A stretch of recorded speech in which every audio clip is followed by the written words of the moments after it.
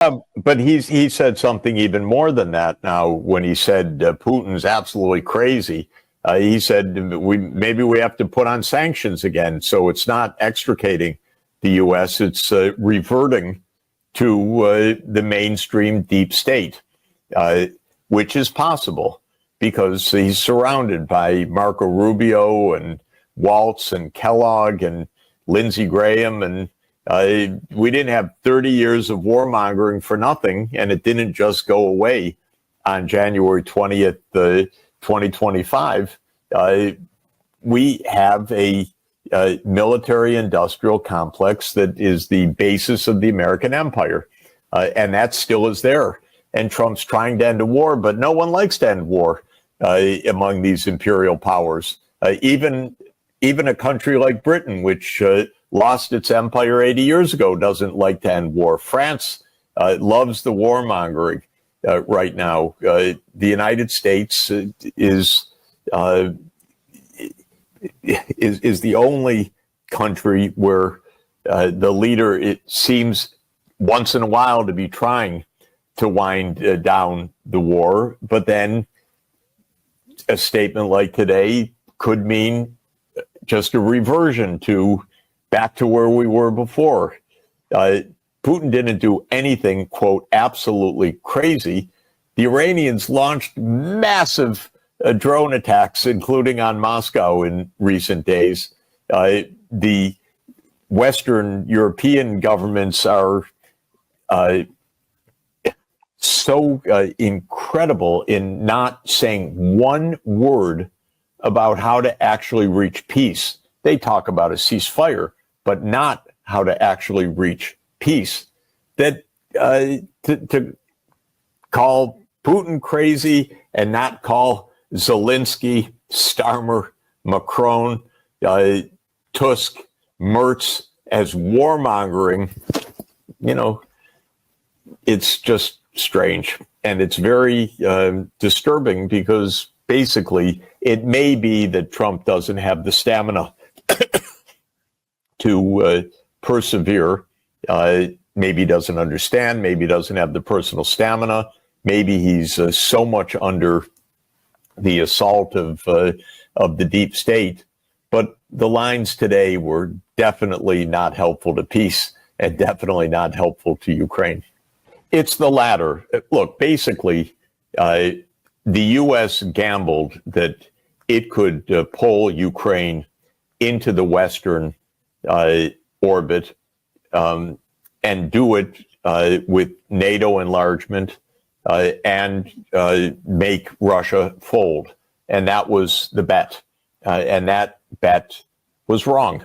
For Russia, this was such a core set of issues that when the United States helped to overthrow a pro-Russian government or Russia-friendly government in Ukraine next door, when the United States built up the largest army in Europe, actually, in Ukraine during Trump 1 period, when the United States refused to negotiate over the NATO question at all. This is the deep state at work. And Trump came in with the right idea that this isn't in America's interest and it's not working. Most importantly, from Trump's point of view, is this failed. This was a gambit. This was, remember, Americans play poker. This was, trying to bet the pot with a pair of twos. And they vastly overplayed their hand. They bluffed or they believed their own press releases, but they thought that that Putin would fold, if you keep the poker analogy, and he didn't fold. So Trump came in and said, I don't want to play this hand anymore. This is Biden's hand. That all makes sense. But as soon as he said it, the entire political class of the United States and Western Europe jumped up and down. Oh, that's appeasement. You can't do that. You're just doing Trump's, Putin's line and Putin's interest. What do they think? What's the plan that Starmer has?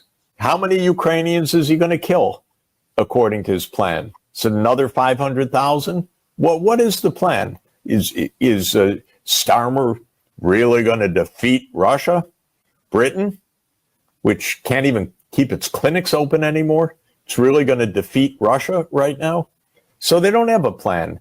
They're just warmongering, and as long as it's the Ukrainians dying, that's fine. And they portray themselves as friends of Ukraine. Part of the problem is Zelensky. He's a dictator.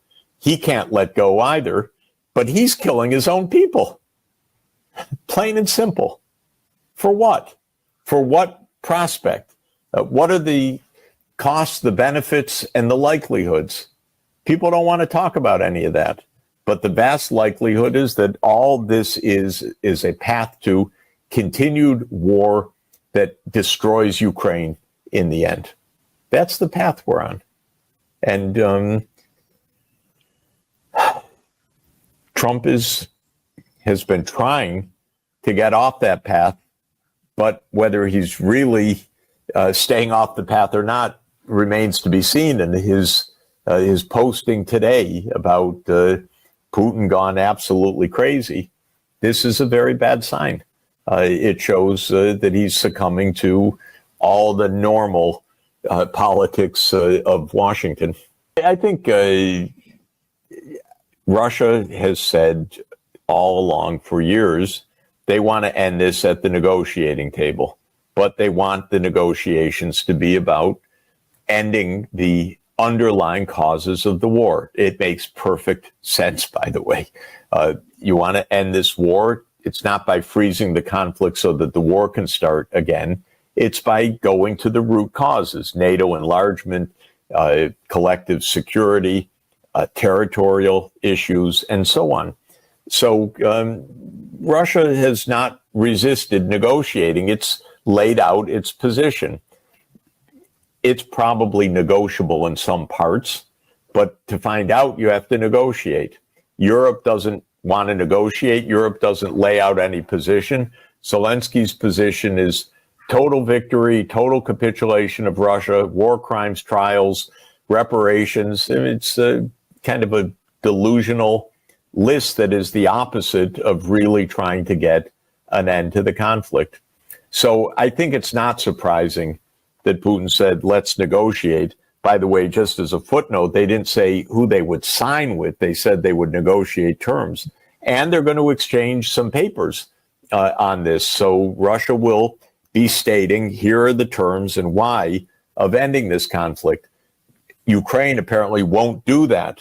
The Western world won't do that. They don't talk about how to actually end the war, because that would force them to get into issues like, should NATO really expand?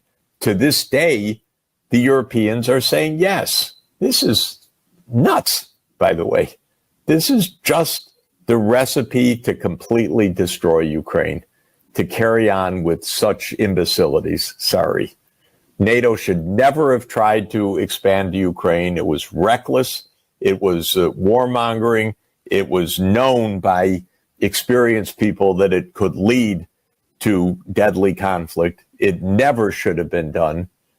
But my God, given what's happened since 2022, for Europeans to continue to say, absolutely, Ukraine will join NATO, is shocking to me. First of all, let's talk about Russia's nuclear doctrine, because this is the scary part of this conversation.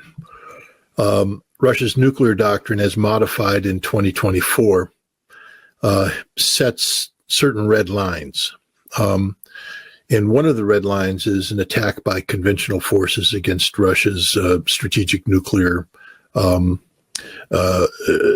forces of bombers, missiles, command and control, etc. Just simply using conventional forces to target Russia's strategic nuclear infrastructure is a red line that can trigger a nuclear retaliation. The second is when a non-nuclear power is supported in a conventional attack against Russia that threatens its existential existence by nuclear partners, then Russia will view that as an attack by the nuclear partners on Russia and use nuclear weapons as well. And so the Ukrainian Operation Spiderweb, this drone attack on 4 Russian strategic bomber bases, violates at least 2, probably more, of the red lines of Russia's nuclear doctrine. I mean, we're playing with fire here because with different leadership, people that didn't have the spine of Putin, people who didn't have the foresight or the patience or the resilience of Putin, we'd probably all be dead now. That's how serious this is. We're talking about global nuclear exchange, the total annihilation of the world.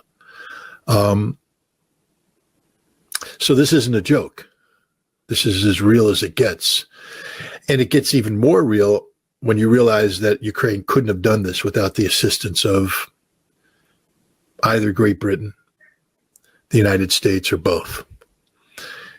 The likelihood is that it is the British who took the lead on the planning and execution of this operation. This has all sorts of British fingerprints on it. But, the United States, up until Trump's recent election, the United States was heavily involved in training Ukrainian special operators and intelligence service members in guerrilla warfare, unconventional warfare, covert direct action, all the things that are happening here. And I think it's very possible that there's rogue elements within the CIA's paramilitary and international operations divisions who have maintained connectivity with their Ukrainian counterparts, either directly or indirectly using the British as a cutout, but that there's American fingerprints on this attack, even if Donald Trump didn't order it, even if Donald Trump wasn't aware of it. The fact that Russia House in the CIA's operations directorate, was involved is problematic for world peace. The British are just, I think, are emerging as some of the worst people in the world. They don't care about international peace and security. These are very petty people who, Americans need to stop viewing the British as, our fellow Democrats. The Great Britain is a terrorist nation because what Ukraine has done over the course of the past several days aren't acts of war. These are acts of terrorism. Terrorism, that's it. And I'll get to that in a second. But the British are literally putting the survival of the world at risk because of their petty differences with Vladimir Putin and Russia. And America should control this instantly, but we're not. That's a sign of American weakness there. The good news is when the Russians take a look at what's happening, they look at the big picture. The big picture is they're winning this war decisively. I mean, there isn't a single front in which they're losing. Everything the Ukrainians did, from blowing up 2 trains to attacking, carrying out these drone attacks to their attack on the Crimea bridge today, are terrorist operations. That's it. That's all Ukraine can do right now is basically cheap tricks. Go out and carry out some fancy covert operation. Looks good on paper. Did it impact the direction of the war? Ask the Ukrainian soldiers on the front line. And the answer is no. They're getting slaughtered. They're getting pushed back. They're losing territory. They have no reserves. They have no ammunition. They're running out of everything. Ask the Ukrainian negotiators at Istanbul, because everything the Ukrainians have been doing is designed to disrupt these negotiations. The goal and objective of Ukraine was to get Russia to pull out of the negotiations or carry out a massive retaliation on such a scope and scale that Ukraine said, we can't possibly be expected to negotiate with these animals. Look what they've done. Russia didn't do any of that. Didn't do anything.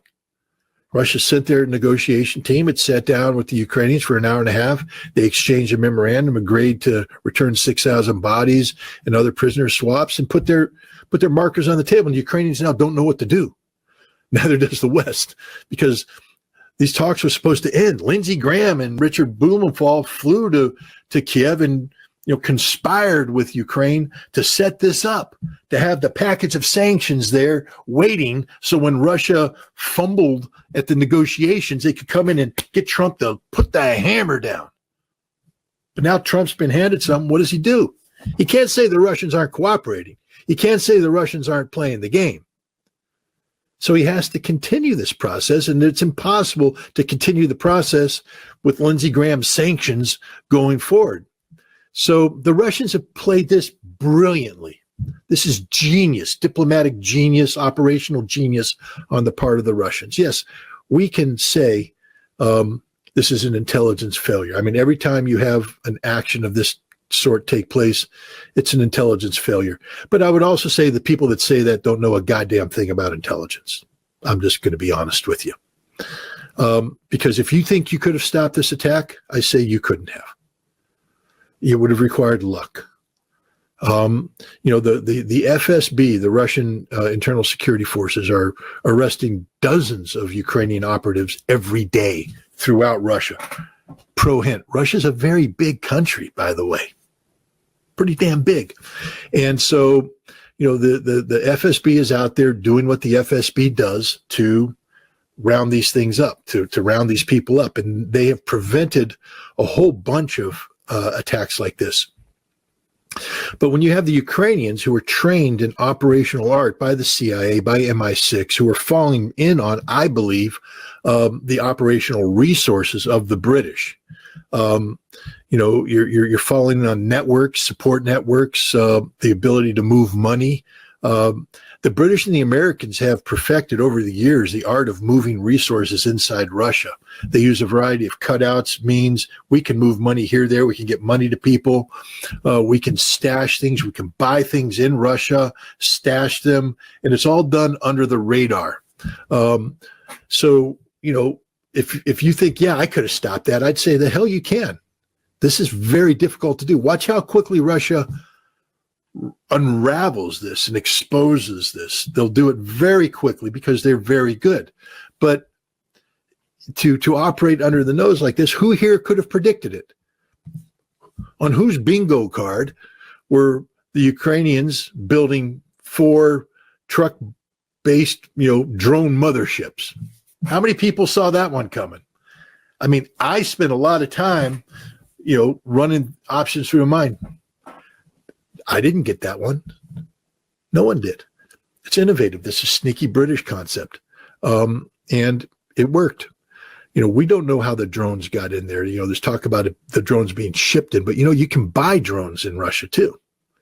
There's a whole industry where people from all over Russia are buying drones, Chinese-made drones, and then sending them to the front, driving up and giving them to the units. This is because, drone warfare has developed so quickly that the Russian government was lagging behind in the provision of these small suicide drones. This whole FPV drone, first-person view drone, suicide kamikaze drone, this is made at the front. This whole tactic is invented at the front by Russian soldiers, not imposed on them from above.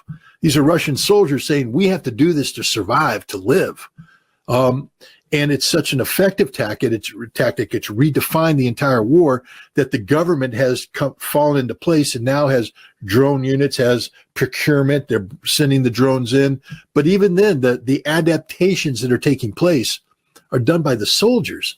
And there are many units that fall outside of the framework of the Ministry of Defense procurement network, these volunteer units, units belonging, that are still affiliated with the Donetsk People's Republic or Lugansk People's Republic, the Akhmat Special Forces.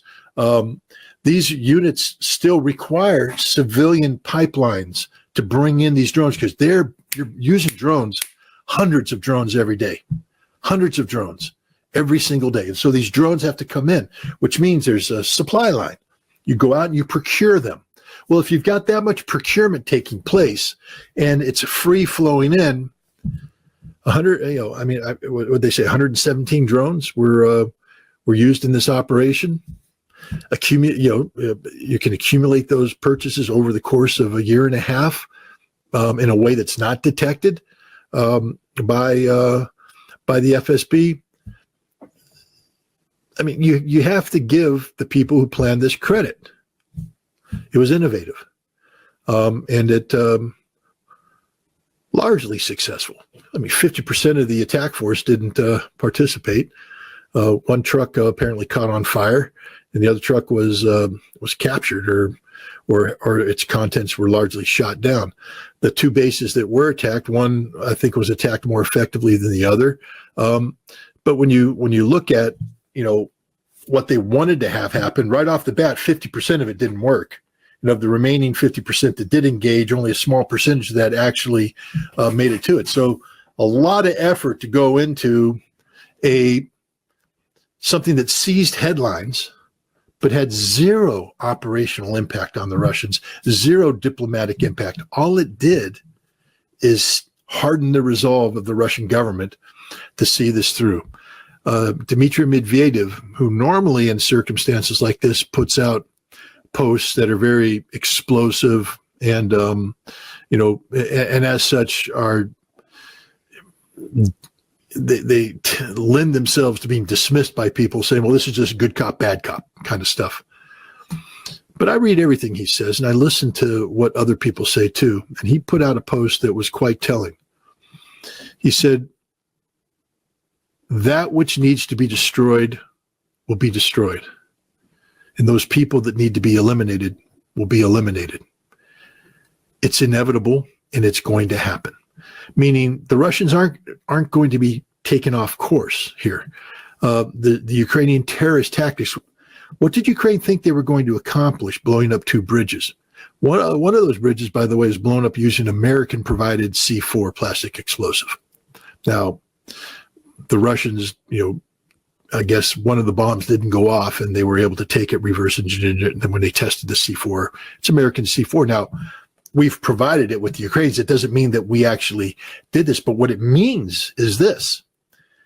Someplace in Ukraine, the CIA's Special Activities Division sat down with Ukrainian special operators and taught them how to make a C4-based explosive designed to bring down a rail bridge. We taught them to do that. They're using our explosives, our design. We trained them on this. We trained them how to infiltrate into Russia. We trained them on the various tactics, the communications necessary, etc. So even if Trump said, stand down, too late, we already trained them. And they executed that which we trained them to do. But what did they do? They blew up bridges. The trains are working right now. They didn't stop the trains. They killed a bunch of civilians. They wounded a bunch of civilians. They just certified in the minds of the Russians that Ukraine is a terrorist nation. Take a look at the peace proposal that Russia put out there. I don't know if people, actually went through it and paid attention to it. One of the conditions for conflict termination is elections in Ukraine, parliamentary and presidential. Zelensky's not going to be the president of Ukraine, and the current parliament's not going to be the parliament of Ukraine. That just isn't going to happen. They will all be arrested. Trust me. And they will all be brought to justice.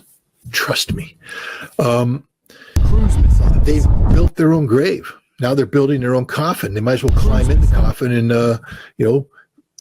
find an automatic hammer to put the nails in it because it's over for them. Ukraine will not emerge from this well.